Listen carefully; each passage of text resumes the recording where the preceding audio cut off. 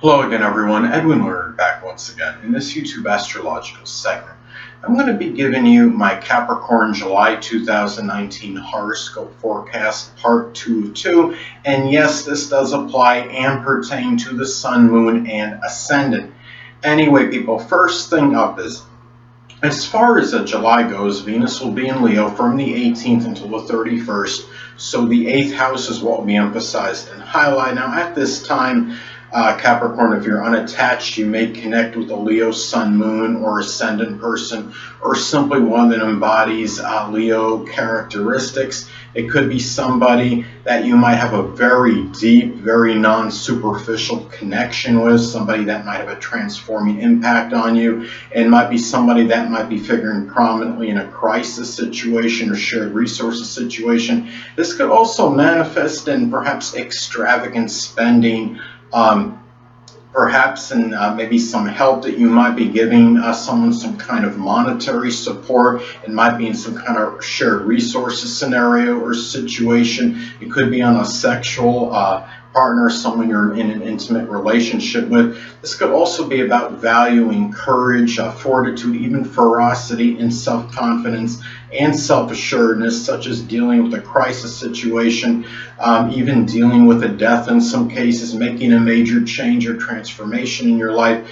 You might find yourself spending money in some cases on a Leo surgery, like surgery such as something with the heart or the upper back. And this could also manifest perhaps in about enjoying or loving a Leo legacy you may want to leave, such as a legacy perhaps of being very magnanimous and generous and courageous, someone with fortitude, a person that is generally very good natured, somebody that does things with a lot of confidence and self-assuredness and takes pride in what they do and does things with dignity. So anyway, next thing up.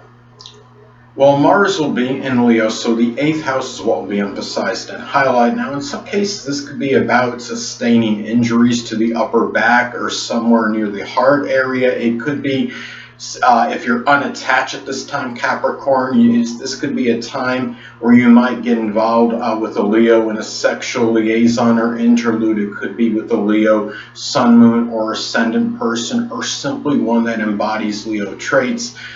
Be careful too, given that Mars at this time being in Leo, this could be about stronger dehydration or a stronger propensity for dehydration. You're talking about Mars, a fiery planet, and also in Leo, I mean, obviously a very fiery sign to say the least. And this could be a time, where, you could be doing something 8th house related, such as dealing with some crisis situation or emergency, or doing some investigation, or anything that could be 8th house related, where you might be really working, doing, expending a lot of energy, doing things with a lot of that Leo-like ferocity. And just be very careful, because it could wind up, because dehydration, there could be a greater propensity for this. So just make sure you're hydrated at this time. And it could even be making a major change or transformation. And I don't think that excludes necessarily doing something physically to make yourself healthier or stronger. At this time, too, you might find yourself becoming angry and overly arrogant, egotistical, bombastic, domineering person. You're in a sexual relationship with someone you're in a deep connection with, maybe a person you're in a shared resources situation with, or maybe even could it be somebody in an 8th house profession, such as an astrologer, somebody in insurance. So anyway, well, the next thing up is Jupiter will still be in Sagittarius, so the 12th house is what we emphasized and highlight. Now, at this time, as I've spoken about in previous videos, Jupiter can be rather paradoxical, could be very strongly benign and benevolent, but it could also have a tendency to enlarge and expand. Now, in some cases, this might expand and enlarge self-righteous, foolhardy, over-optimistic, even reckless behavior, perhaps with an aunt or an uncle or someone prominent in your private life. It could be somebody that maybe you're involved in a clandestine relationship with, or even a person you might be helping that might be in a less fortunate situation, somebody that might be in a situation where they're homeless or hungry, impoverished, or even facing oppression. And in some cases too, especially if somebody actually has a mental illness, and in some isolated cases, it could expand a Sagittarius type mental illness such as hyperactivity. But on a positive note, this could be very fortuitous for conquering hidden adversaries, really with that what me worry outlook. And in doing so, I mean, and also and being that incorrigible optimist, and really being a person that really this could be about expressing a lot of exuberance and enthusiasm in Sagittarius like private matters such as religion, or doing things, maybe expressing jocularity in private, or matters with sports in private. This is something, anything that could be Sagittarius related, or doing something with advertising and publishing, perhaps somehow in solitude and seclusion. So anyway, and also this could also manifest in some cases a lot of hope and optimism by expressing benevolence for those that are less fortunate than yourself, such as the impoverished, the oppressed, the homeless. It could even be people in prison in some cases, or people that might be hospitalized. Now, anyway, the next thing up, Saturn will still be in Capricorn, so the first house is what we emphasized and highlight. Now, at this time, well, this could be about perhaps restrictions and limitations with the physical body. You might find at this time your energy and vitality might be a little bit lower, might be a little bit more depleted and restricted than usual. And a lot of this could be predicated and dependent on aspects this makes to points in your chart. Say if this is making an adverse aspect to your natal sun or your Mars as well, that could really reaffirm perhaps maybe really where your energy level might not quite be the same. And even if you have, like, if say this is making an adverse aspect to your Mars and or Sun, so this could be something where even doing basic mundane things might feel like an arduous or laborious task at this time. Now, at the same time, on a positive note, this could be about doing something Saturn-like in terms of new beginnings, such as something with dentistry, or doing something with maybe politics, the government, anything that could be Saturn-related timekeeping. And also you might find yourself at this time really it could be a time where there might be a little greater propensity to lose weight more so than usual. You might come across as a little bit more despondent and melancholy. And now at this time too, you might find yourself taking care of a sickly or debilitated. It could be a grandmother, someone you knew from your early childhood, someone that was instrumental in new beginnings. It could be something connected with the hamstrings, the bones, the skin, or the joints, or the knees, I should say.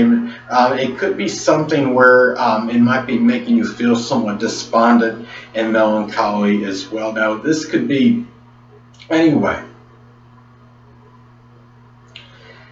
Well, one more thing I want to say about it is that in some cases this could be about older people perhaps figuring more prominently in your new beginnings, more so than usual, and even your outlook on life and maybe how you appear to others. Anyway, next thing up. Well, Uranus will still be in Taurus, so the fifth house is what will be emphasized and highlighted. Now, at this time, you might be experiencing some financial fluctuations, which might be perhaps attributed to some kind of gambling or some kind of investment thing you might be doing now. Some cases, this could be about Taurus friendships. They could be Taurus, Sun, Moon, or Ascendant people, or simply ones that embody Taurus traits that might figure more prominent in your fun, your amusement, your enjoyment, your love life in some cases, perhaps in some kind of games you play, or even sports. You might also, too, at this time, might be experiencing very unusual, stubborn, obstinate behavior, perhaps from lovers or maybe a child in some cases, maybe somebody you share a creative endeavor with or some kind of hobby with. You might also find yourself doing something Uranus-like in terms of enjoyment or fun. It could be doing something with astrology, aerospace, astronomy, computers, electronics.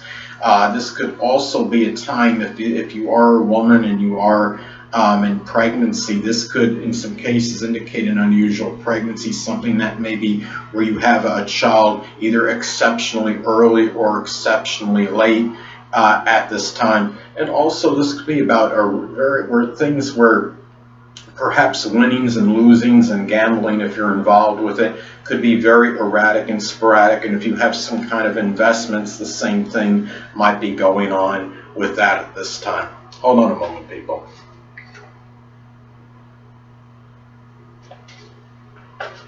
Sorry about that, I'm back. Anyway, next thing up.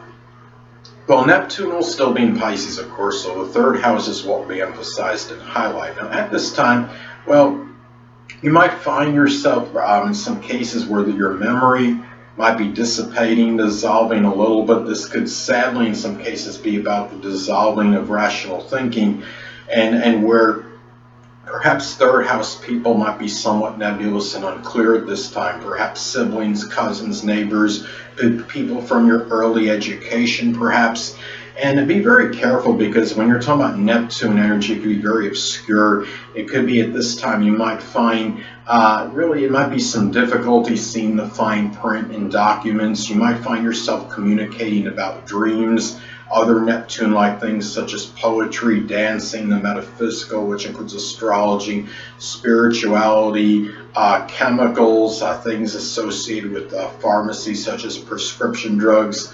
There might be some confounding issues dealing with local transportation. It could be something with your vehicle at this time, or maybe there's something that's very enigmatic about maybe your car or whatever it is you're driving. There's issues that you're trying to resolve, and you're having a difficult time ascertaining what's wrong with your vehicle. It could also be where you might be getting involved very convoluted short journeys that are like labyrinths and mazes. And another thing too, when you're talking about Neptune energy, of course, it could be very lethargic, and you might feel more like daydreaming, fantasizing about third house matters, in contrast to actually doing things in connection with them, and especially if transit Neptune is making an adverse aspect to your natal Mars, your ascendant or sun. So anyway, last but not least, Pluto will still be in Capricorn, so the first house is what will be emphasized and highlighted.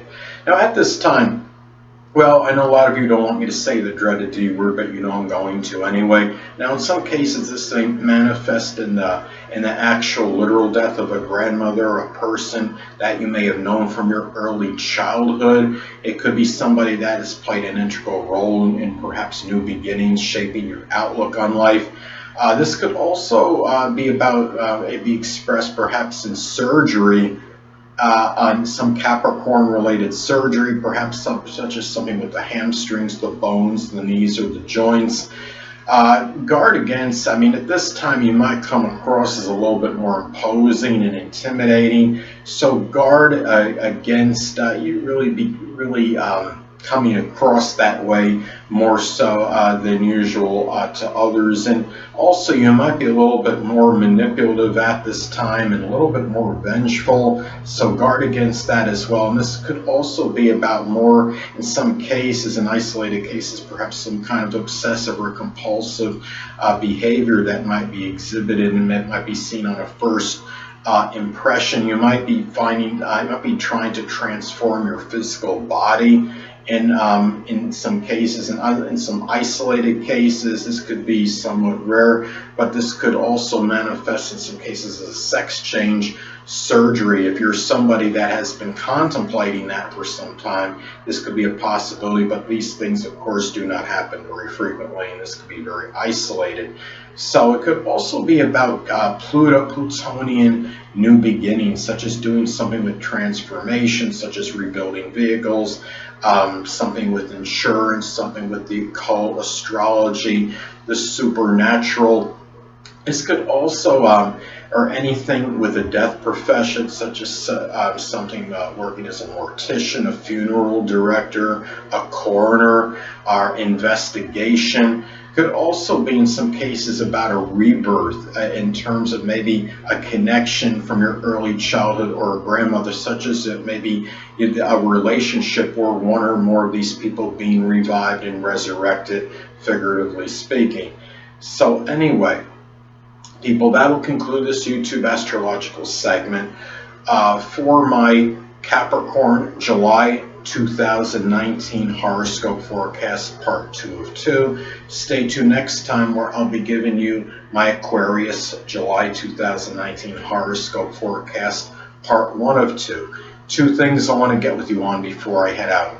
Firstly, the stars may impel but do not compel. And secondly, never isolate any single astrological element, aspect, planetary placement, position, configuration, influence, or what have you, and make an analysis of a person, astrologically speaking, based on this alone, because astrologically speaking, the person is the sum of all their components in their natal chart and not just one. Until next time, people, stay well.